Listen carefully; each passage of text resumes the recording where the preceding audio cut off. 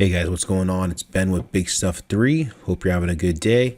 So today we're going to be starting a new series of videos and we're going to be covering a lot of information here. And what I want to work on here is going to go through every one of these buttons. And we're going to talk about what every one of these buttons does and how it actually works on the Gen4 ECU and how everything is configured in these sections, okay? So we're going to start off in the system button first, but what I want to do is I want to make sure you guys know where to get this software, okay? So if I come out and I just go to a web browser, and you simply go to the Bigstuff3 webpage, there's going to be a software download link. And you go to that software download link, you're going to click here on the BigCom Pro downloads, and you're going to come to a page and you can click here on the new BigCom Gen 4. Go ahead and download it for Windows, or there's a Linux or OS X installer as well. Okay, go ahead and download it from there, execute the file, install it, set it up, and you can open it up. You can open up new projects, start practicing and stuff. Okay, but what I want to start going through here is going through all these buttons. So we're going to have a lot of information to cover, and we're going to start over here with this system button first. Okay, so in the system section, the very first one is firing order. This is pretty self-explanatory. You're going to enter in a firing order of the motor that you have. This is a small block Ford 13726548. Now, the way it works here is that cylinder A is equal to 1, cylinder B is equal to 3. Now, on the wiring harness for the fuel injectors, cylinder A is equal to 1, cylinder B is equal to 3. So when we send you guys out harnesses, they're labeled A, B, C, D, E, F, G, H. And those cylinder letters correspond to the number that you're actually running. This is actually how we're able to get sequential fuel out of an actual computer without actually having a cam sync, because we know that cylinder A is tied to cylinder 1, cylinder B is tied to cylinder 3. So when you actually have individual cylinder fuels going on, we know what cylinders are what simply based off the wiring of the actual injector harness itself. We can't do individual cylinder spark, but we can still do individual cylinder fuel even though we don't have a cam sync. Okay, so you're going to enter in your firing order right there, and that's going to be how you set that up. Injector opening time curve. Okay, so this is basically where we're going to have the injector opening times, and this curve is dependent. I should say some ECUs are very dependent on this. We're not necessarily dependent on this. We typically cal this out in our fuel table. If you set up the injector size correctly, the cubic inches correctly on the engine, this is not necessarily a make or break number for us, okay? Because typically most cars are going to be somewhere around here, you know, a high 15.6 maybe while charging, or let's just say 14.8 volts down to 11.3 volts maybe. There may be some instances where your battery's completely going dead, or you could be overcharging, but for the most part, we're going to live in these values. So if you do have this information, it's definitely good to put in. But if you don't, the base table that does come with the Gen 4 is usually pretty good. And again, if it's not perfect, it doesn't really matter, because the fuel table, if you have your injector size and cubic inch and everything configured correctly, which we're going to show you shortly, this table is not make or break. I do know some other manufacturers' computers, they definitely need to have this set correctly or very close, or there's going to be some issues based on operating voltages. If your voltage does move around, there can be some issues with the actual voltage imbalance because the injectors aren't configured properly. Okay, so we can leave this one alone if you want with our base numbers, or you can modify it. It's totally up to you. There's a little bit of an example down here, down below, where it talks about what this table does, how it works. Okay. Next one is the pressure and sensor configuration. So with this ECU, we basically have any way you want to as far as configuring the map and pressure sensors. So on the left hand side is your map sensor, 1 bar, 2 bar, 3 bar, 4 bar, 5 bar, etc. You've got fuel pressure, oil pressure, turbo back pressure. This is all part of DAE and DAE2. Now, again, NOS bottle pressure doesn't have to be NOS bottle pressure. It can be anything. The turbo back pressure can be anything. You can set these numbers to your ranges that you want there for the high and the low. You can set your voltages to the high and the low there as well. And that's how you configure these guys. They don't have to necessarily be what we have them set up here as. Okay, same thing for these shock sensors. You don't have to have shock sensors. You can put in pressure sensors there if you want, or have shock travel sensors there too. Either way, it'll work fine. This accelerometer sign section here, negative or positive. Depending on how you have the ECU mounted, you definitely want to take advantage of the built-in G meter. And what you need to do is have the computer flat. It's definitely best to have it towards the center of gravity of the car. If it's a drag racing application, you want it towards the center of gravity because that's really where you're going to have the best effect of where you're actually reading your G's, not necessarily in a different spot towards the front or the rear of the car. Have it towards the center of gravity. Most guys have it towards the front in the firewall area, which is fine. If you have it set for positive, that means that the harnesses are going to be perpendicular to the front of the car. So that means that the main engine harness and your secondary side are going to be facing the sides of the car. So you set the accelerometer positive. If the harnesses are facing, so your main engine harness is facing the front, so if that's facing the bumper, the front bumper of the car, you would set everything to negative. And now when you launch and you leave the line, your G meter, everything's going to track correctly on your X, Y, and Z axis because it's now pointing the right way. But you got to make sure it's horizontal, just like race pack, just like anything else as far as a G meter. You got to make sure it's horizontal in order for this to work right. Okay, so it's pretty self-explanatory here. You just set up all your pressure sensors here on this page here. Next one we're going to have is the pin configuration. Okay, so inside here is where we have the list of digital outputs, analog inputs, pulses modulation outputs, and your digital inputs. Okay, so what you want to look for, especially on the output section, is where we have this LS. So LS means low side, means it's going to provide a ground. Okay, LS ground. This PWM05 is going to provide a high side. That's actually going to be a voltage output. So low side LS, high side voltage, 12 volt DC output. It's your positive. LS is your negative or your ground. Okay. The digital outputs as well here. It's going to tell you high side 12 volts for this GM fuel pump spare. Now you can just use it for anything. It does not have to be for a GM fuel pump. It can be for anything that you want. Okay. We just have to pay attention to whether it's a high side or a low side. The only high side output that we have on the digital outs is actually this GM fuel pump here. Everything else is set for low side. Now, over here, we have a shift solenoid A, okay?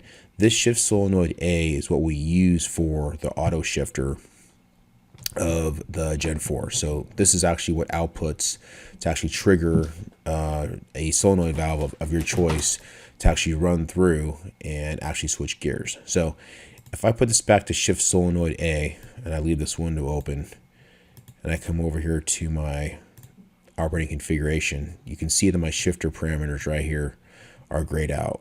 Now, if I put the shift solenoid A back to, let me set this here, this ASGPO10, now I've got everything exposed to me. So when you switch it out of the shift solenoid A to the AS/GPO10, it opens up the auto shifter. The shift solenoid A is if you had a 4L60E or 4L80E transmission you were controlling, and if that's chosen, the option goes away. See how it just erased on me? I can't do anything with it. That's what that is. So if I go back to just a general purpose output low side, now my shifter is exposed. So there are a couple parameters in there that do that. And if, for example, if I go back to my GM fuel pump, you'll now see the high side here is exposed. Okay, as far as the high side fuel pump prime and everything, if I go back to being a general purpose output, it gets grayed away. So if it's grayed away inside the operating configuration section, more than likely you've got that pin chosen differently here inside your pin configuration section. And every output and input is labeled where that wire is. So for example, for my left front shock sensor, it's header 2 pin D1. For my right rear shock sensor, it's header 2 pin H3. So the pin numbers correspond to where they are in the header, whether header 2 or header 1. Okay, so that's the pin configuration section. Very easy. Just basically tells you whether you got a 12 volt or a ground going out. pin location, and the type of input and output you're dealing with. Let's close those out.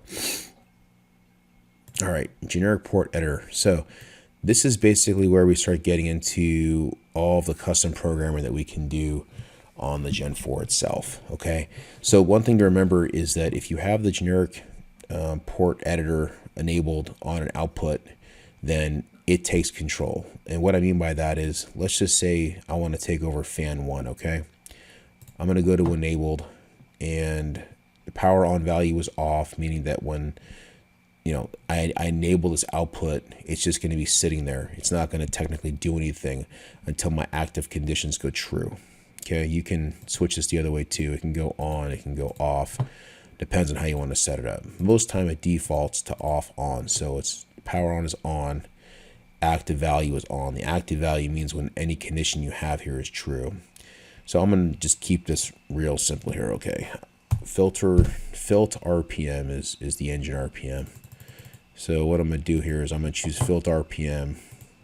I'm going to choose greater than 2000, and I'll say with hysteresis of 100. Okay, hysteresis is just where it's going to turn back off. So what that means is it's going to turn off at 1900, because once we go greater than 2000, we're going to go true. It's going to go 100 RPM below that, and we're going to turn back off. Okay, so I've chosen fan 1 output low side to go true when filtered RPM is greater than 2000.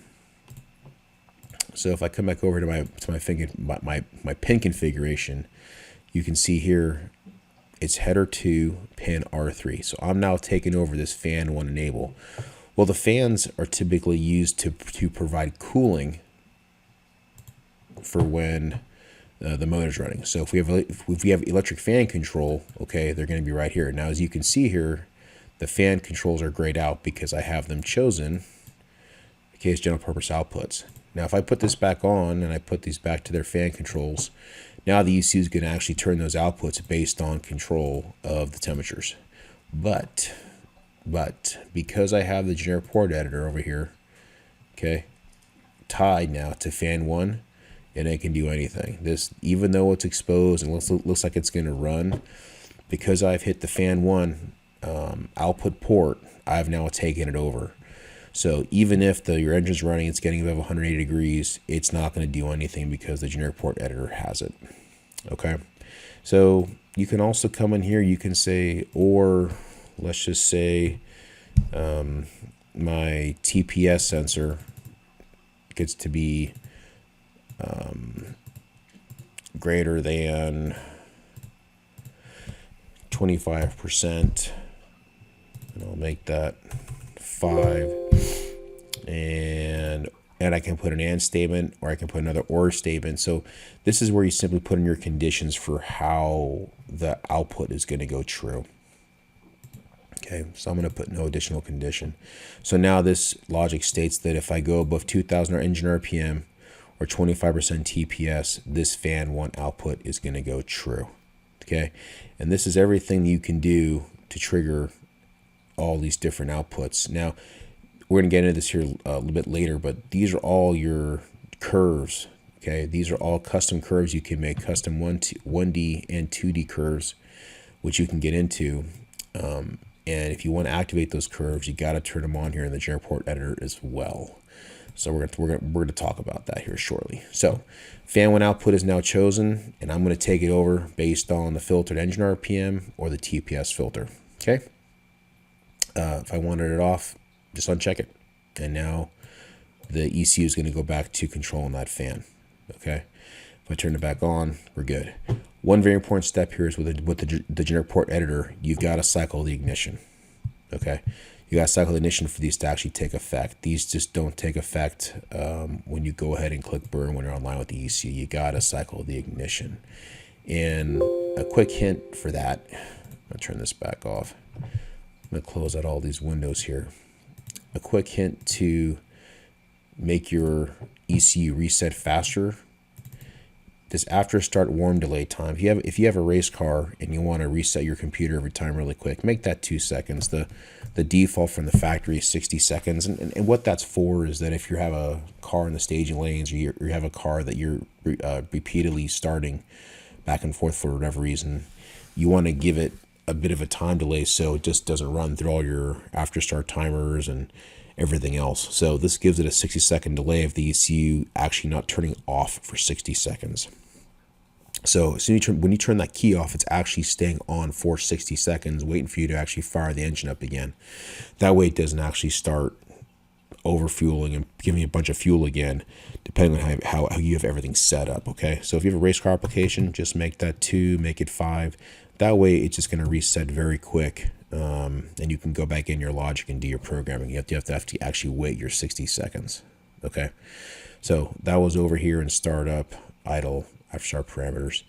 And you can always go back in the video and see what I clicked on if I'm moving here kind of quick for you. You can always go back and just see where I was. Just hit rewind on the video. Okay. So generic port editor has been covered here. This is how we cover everything inside here. As far as the outputs go, we're going to get into the curves here in a bit. Okay. So I'm going to close that back out. Hardware configuration. So this is the nuts and bolts of how your system is going to be set up. Okay, so let's just start from top to bottom. 8 cylinders. Obviously got a V8. We're going to set that for 8. The fuel map strategy, we're going to set that for either VE or pounds per hour. Okay, pounds per hour is typically used for big cubic inch nitrous setups. We typically stick to VE for the most part for all of our aspirated and boosted combos. Unless you have like an 8-stack type setup or a motor with almost no vacuum, then we'll go to the pounds per hour setup. Okay, the clamp diode offset is used during the pounds per hour setting here. Okay, you'll see that that's an offset on the fuel injectors themselves. That's only if we're going to go to a pounds per hour. Most of you guys won't have to worry about that. We're going to be in VE. The map load parameter, again, we're going to use manifold pressure as our x-axis for load. We're not going to use TPS. For the pressure display, you can choose KPA or you can choose PSIG. For the most part, over here in the States, we use PSIG. We don't use KPA, so we stick with that. You're going to choose Chevy or Ford as the engine type, and we're going to go with a Ford on this one. Now, Pro Mod mode is where we actually we actually make your air and coolant temperature sensors 100 degrees. And what that does is it actually helps the VE calculation, because the VE calculation is always looking at air temperature and water temperature. It's part of the VE calculation itself. And what we do is we lock it out now so that it's 100 degrees for both the air and the coolant. And so now that those two parameters are fixed, and that will not mess with your fueling if you're in closed loop, or if you're providing obviously a fuel calculation based on those two sensors. It's fixed 100 degrees. It doesn't matter anymore whether it's 30 degrees outside or 120 degrees outside. It will not be adding or subtracting fuel, because if it's very cold outside and your coolant's low, your coolant temperature's low, the VE calculation is going to add fuel regardless. If it's very hot outside and the intake air temperature is high and your coolant's very high, it's going to be pulling away fuel. We don't want that, especially in a race application. So we set that to enabled, and that locks everything out. Fuel type. The fuel type, obviously, here we're going to choose in this case gasoline. You have an ethanol E85 choice you can have. You can do methanol, and you have a flex fuel sensor E85. Okay, you basically pick the one you have and you enter the stoichiometric of the fuel that you got. Okay, we have some base recommendations in there for methanol, ethanol, E98, E85, pure gas, and E10. Okay, so we definitely use the stoic to help calculate the AFRs that we're working with. Okay, now the CAN bus type here, we have Garmin, we have a race pack, or we have a PCS. The race pack is if you have a race pack dash. It'll plug right in. It's got the little race pack dongle on the side. We also offer the ability to have the race pack EGTs plug right in, which is great. So that way the EGTs and the dash simply plug right in on that can. And we have some EGT safeties that work to shut the motor down. Shut the fuel injectors down or add more fuel based on the exhaust gas temperature sensors getting too hot. It's very simple. You just plug everything in and it's done. We also have an alternative to where if you wanted to go with a PCS setup, PCS makes a simple little 8 EGT K-type sensor module, which we can bring it over the CAN as well, and we'll bring in that EGT data as well if you wanted to have those sensors brought in over. Okay, so the EGT source can be chosen as RacePak or the RIM. The RIM modules are the big bands that we have, where you can have your other EGT sensors, your other O2 sensors. If you want to do extra O2 sensors, that's where you're going to choose RacePak or RIM. Okay. So in our case, like I was telling you before, you would just choose RacePak. EGTs are going to come over on that source as well. The J1939 source add is for future work that we're going to be providing with the J1939 CAN. Okay, that covers that one. Operating configuration. So inside here is where we're going to have your settings based on how you have your ECU configured. Okay, so first one up here is you always want to calibrate the TPS whenever you get the ECU. To calibrate the TPS sensor, all you simply do is when the ignition turns on, you're going to floor the TPS. You're going to go to 100% for 3 seconds. You're going to release for 1 second. You're going to floor it again for 3 seconds, and you're going to release for 1 second, and that's it. And then at that point, the TPS should zero out, and that is your 0 point for your TPS. Okay, it's that you want to do that, especially with motors. Sometimes they need to have a lot of TPS. As far as the opening is, you may be at 10-12% on the TPS, but that's how the motor wants to idle. That's how it idles best. Well, you don't want to have 10% TPS in there because it can affect all your acceleration enrichments and a bunch of other stuff. Okay, so you want to zero it out. So 3 seconds down, release for 1 second. 3 seconds down, release. And that's it. It should go to 0% and you're done. All right, so now we have these fuel pump sections here, which are grayed out. And why are they grayed out? Well, in my pin configuration, I've got that all taken over, and that's why it's doing that. So now if I release the pin configurations here, now all of a sudden they're popping up, right? So now the AC bumps, it was overridden. Okay, so once you release those guys, they will pop up for you and lets you adjust those settings based on how it's configured in there. Okay, so going back to this guy here, electric fan control. So for fan 1, it's going to be on at 180, off at 170.2. Fan control for 2 is 190, off at 180. AC parameters here, the IAC bump is going to bump up the IAC based on when it sees the air conditioning turn on. We have some fuel pump settings here to where it can bring on the high side fuel pump, so it can stage on a second fuel pump based on TPS. Okay. Injector fuel flow parameters, we're going to have the volume in cc's per minute or pounds per hour. We recommend setting them up in cc's per minute. So if you have a 150 pound per hour injector, 160 pound per hour injector, just enter them in as cc's. Okay. Enter in the fuel specific gravity. We got a little chart here, basically tells you that we typically will assume 730. If you have the actual specific gravity of your fuel, it's best to pop it in there because it'll help with the fuel calculation itself. And the engine displacement in cc's. That's some simple math to where you're going to simply calculate the cc's of the cubic inches that you have. This crank offset adjustment here, this is used to dial in the timing. So when you first get the engine running, you may have to enter in a number, a positive or negative number here to get your timing to line up. That's what this crank reference offset adjustment is. With the Gen 3, this was 50. So some of the older guys may know that recognize the 50, but now it's 0. It is not 50 anymore. It's 0. Okay, so 0 is our base number now. In this application here, this is a 4 magnet crank trigger. So we're set up for 4 magnets. Number of teeth per revolution is 4. And we're set up for 112 because we're coil on plug. And again, down here it says here with coil on plug and 16 amp IGTB coils, it's 112.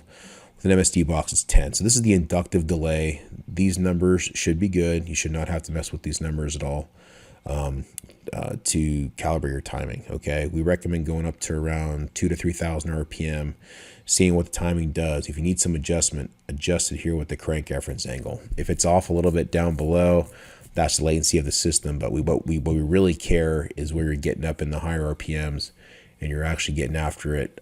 We want to have that timing locked in. You're going to want to adjust this offset angle here. Okay. Tach pull-up can be 5 volt or 12 volt. Most tachs nowadays are 12 volts. You can set your RPM collars for your turbo shaft. We have pulses per rev for the turbo shaft. You have front wheel and rear wheel ABS sensors, which you can put on to bring in that information. We have the rear drive shaft sensor. So TOSS, transmission output speed sensor, can either be a VR or Hall effect. Most setups now are Hall effect. So we have an 8 magnet Hall effect in this case. For 4L80E transmissions, they are typically a VR, and you can simply set that to whatever the transmission input speed sensor is for 4L80E. This could be anything else though. If you wanted to read another sensor somewhere else, you could also take in this data here on this TIS as well. It doesn't have to be for a 4L80E. Rear gear ratio, end of the rear gear ratio in of the vehicle, end of the tire diameter, okay? This is going to calculate mile an hour and also help give you a distance on your data log approximate as far as where you're at. We offer shift light control. So up here, shift light, you can say, okay, I want a half-second delay. The trans brake's released before we actually start looking at RPM. And in this case, we're 7,500 RPM with the gear drop 300 RPM. This is a 2-speed transmission. Now, this can be up to 5 gears though. So if I have 5, now I can set them up for the gear RPMs that they're going to hit at and what they're going to drop down to. Okay, I can have 5, I can have 4, I can have 3. However many you have, you're going to configure inside here. Same thing with the auto shifter. I can have 3 speeds, I can have 4 speeds, just depends on how many you want to put in there, okay? But what's very important is it's got to reset. So if we have the first gear RPM set for 7,500 and I've got a 300 RPM drop, I've got to get down below 7,200 RPM in order for this guy to reset. It's the only way it's going to work, okay? If your converter is very loose and it doesn't drop enough, your auto shifter may not work because it may not have reset based on the parameters that it sees, okay? And what's very important here too is you can have a delay after the trans brake's released. You may want a second delay before it actually looks at it because your converter may flash up really high and it may want to shift too soon. So you can set this to 1.5, whatever you want to do as far as after the actual trans brake is released to start calculating when to auto shift. Okay, so operating configuration section. Okay, FSL configuration. This is a cool section here. So what we have here is we have your choice of picking fuel spark lambda maps 1 through 4, SR2 maps 1 through 9, or boost maps 1 through 3. So this is mainly geared more towards the drag racing side here, okay? So I'm going to quickly run down through here what this FSL index mode is. BCP is our default numbers, okay? CAN is going to be for future releases as far as how we're going to control the fuel spark lambda controls. Stage, this is how we switch our 16 injectors on. So right now we're setting it for 80% on and at 15% off. So most times we actually set this for much lower. We'll do like a 30 and a 5. So you want to have those suckers come on early so that, especially for a clutch or a transit application, you really want to be on all 16 injectors while you're actually on the brake. You don't want to transition while you're going down track because that can upset the car. You want to be on all 16 when you release the brake, pop the clutch. You want to be on all 16 when you're going here, okay? So that's what this staged here is. This gear RPM here is where you can actually have multiple maps based on the amount of gears that you have here, okay? So let's just say I've got a Turbo 400 and I've got 3 gears, okay? If I come over here now, boom, I have 3 different fuel tables now that are going to pop up. I have 3 different AFR tables that are going to pop up. I have 3 different spark tables that are going to pop up.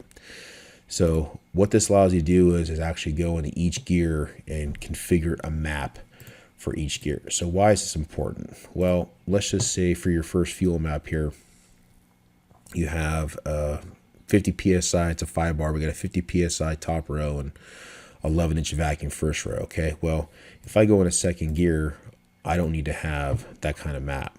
So I can take this map and this is how you actually set this up. Let's just say I'm going to have a minimum of 20 pounds. and a max of 50 pounds. Okay, I'm going to hold the shift button, left click, right click, interpolate. Okay, and now let's say I want to be 5,000 RPM and 9,500. I'm going to highlight that, right click on interpolate. I'm going to blow those values in there. So now when I actually shift into second gear, I'm going to be way focused because now I'm going to be at 5,000 RPM at a minimum and 20 pounds of boost at a minimum. So now all these numbers are going to be much tighter based on what I'm seeing here. Okay. And if I go to the fuel table 1, let's just say I went to 20 pounds and about 5,000 RPM. That's going to be somewhere right around here. Okay, I'm going to hit Control C. I'm going to highlight all this here. Okay, and I'm popping in these numbers. So now obviously these numbers are not going to work because I just chose a much smaller part of the fuel map. But what I can do here is I can go 63 here in the corner. I can go 60.8 here in the corner because that's what this box is here. And then I can go 80.8 in the corner. Okay, so now what I'm going to do is I'm going to go left to right from the very top. And I'm going to go left to right like that. Down here at the bottom, I'm going to go left to right. And I'm going to interpolate. Then what I'm going to do is I'm going to grab them all. And I'm going to go vertical. Okay. And then what you can do is you can just simply come over here and we can smooth this out. And if I look at my 3D view now, I got a pretty nice flat chart that I can really focus in on and now drill in on based on going into second gear.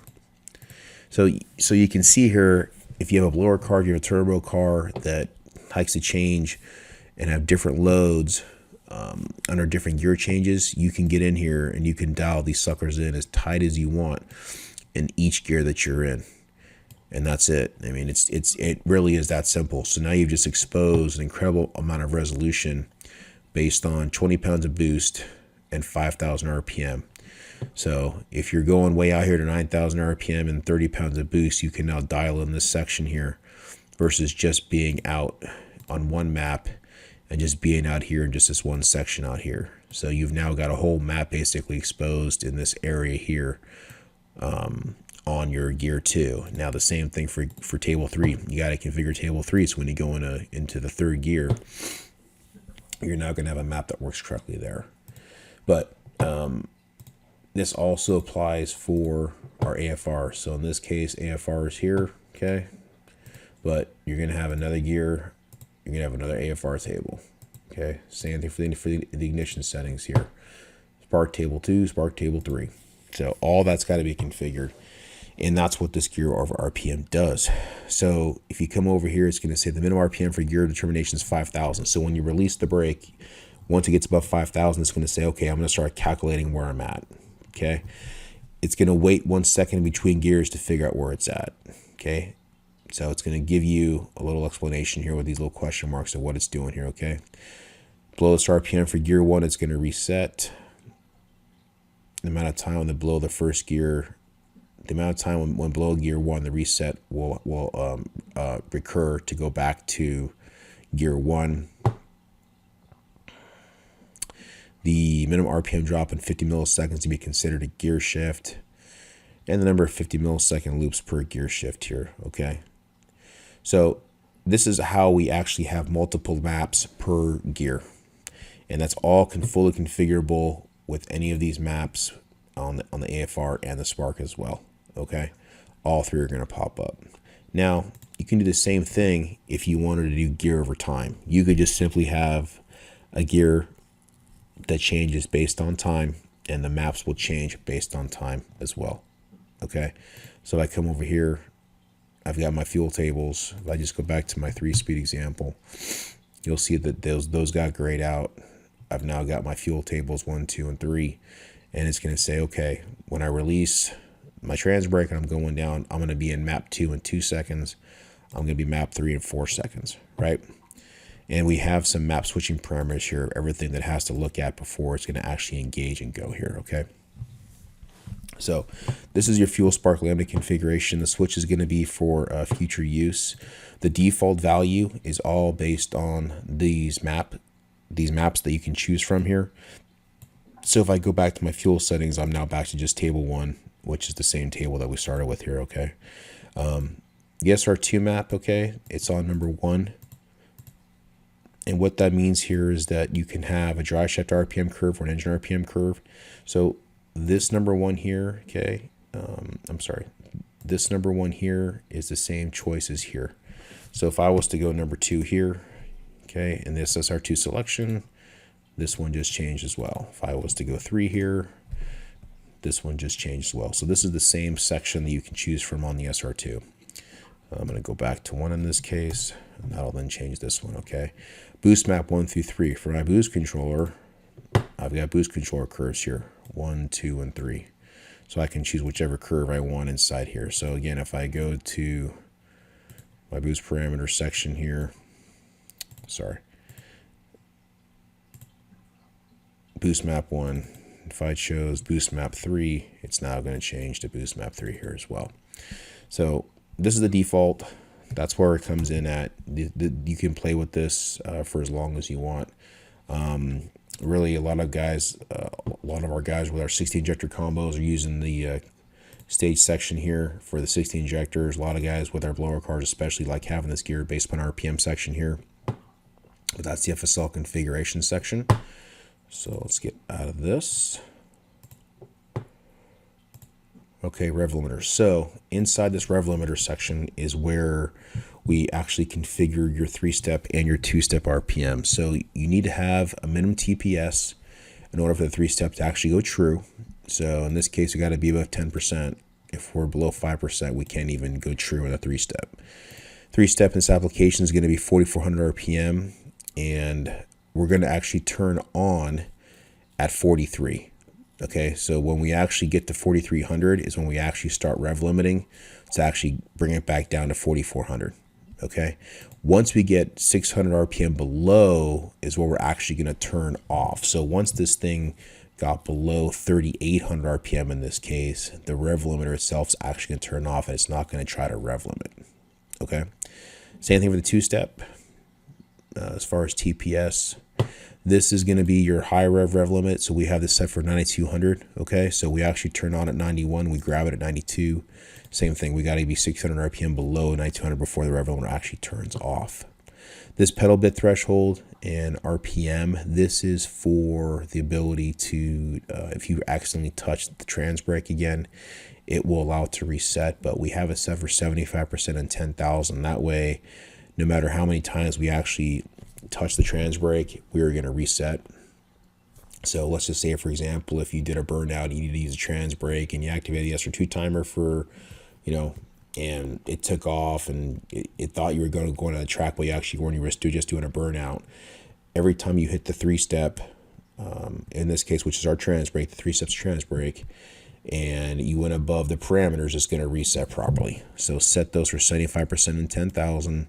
And your 3-step will always reset. So remember, in the 3-step, in the Gen 4 world, a 3-step is our trans brake. Okay. And then we have a touchscreen dash rev limiter override. If you're running our touchscreen dashes, this allows you to override the rev limits that are on the touchscreen dashes or not. Okay, that's rev limiter section right there. ICP window parameters. This is the start of the fuel injection event at before top dead center. So this is really for naturally aspirated motors. This is for guys trying to find every little bit of power. The default number is 135 degrees. Really, you have to have your cam card and a bunch of other parameters to try to figure out what the best number would be for your motor. But this is kind of splitting hairs sometimes for most guys.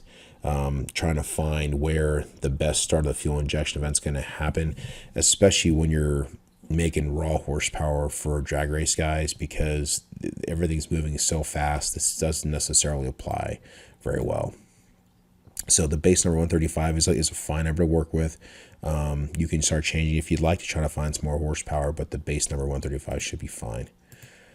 And then over here we have a crank windowing parameters, and all these these are adjustments based on noise of what the ECU calculates based on, in this example, a 4x crank trigger. Set for the window ratio normal is set for 0.6. Okay, this is going to be set to take out noise if it sees noise in the system from your crank sensors. This can help make the noise go away as far as the ECU sees it, to help it clean it up.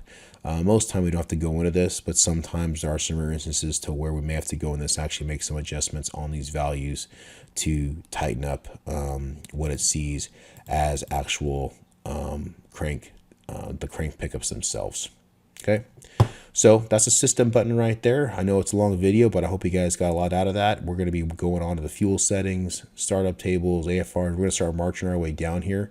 Then we're also going to go into the tuning and dyno views, and we're also going to go into the graphing and logging section. And the graphing and logging section is going to be where we can get and have a lot of fun here, because all this cool data is in here that we can go in here and we can play with and go over how all the data logger works here too, with this setting section here as well. So I'm Ben with Bigstuff3. Hopefully you guys liked the video. Give me any kind of instant messages or feedback on the page, and hopefully we can talk soon.